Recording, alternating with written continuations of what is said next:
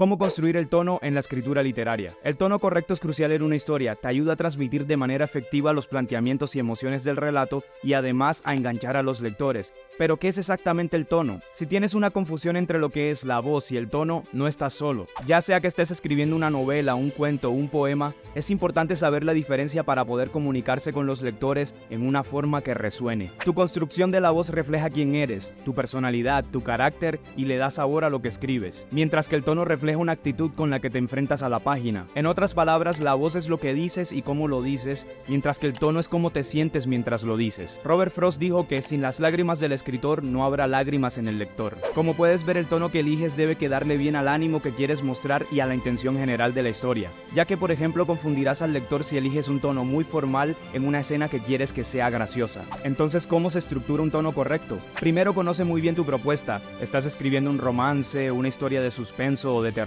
Basado en tu subgénero, decide cómo quieres que se sientan tus lectores. ¿Quieres que estén contentos y cómodos, llenos de emoción, o los quieres a punto de caerse de su asiento? Eso es lo que determinará tu elección del tono. Este aspecto importante de la literatura puede ser comunicado a través de una palabra precisa, el lenguaje descriptivo, la puntuación, la velocidad con la que se narra, la estructura de la oración, etc. Son aspectos formales los que se vuelven vehículos del tono y lo reflejan. Todos ellos ayudan al lector a entender tus intenciones y a conectar con la historia. Tu tono puede cambiar con los personajes y las escenas, pero el tono general de la historia debe tener consistencia. De esta manera la obra gozará de una identidad clara y no confundirá a los lectores. Y ten muy en cuenta lo siguiente: hay que ser un buen lector y estar entrenado en la identificación del tono, sentir la literatura para luego poder expresar con precisión nuestras ideas. Pero ¿de qué manera trabajamos para pulir el tono? Hay algunos aspectos para tener en cuenta. Durante la escritura, recuerda a tus lectores y piensa cómo se van a sentir.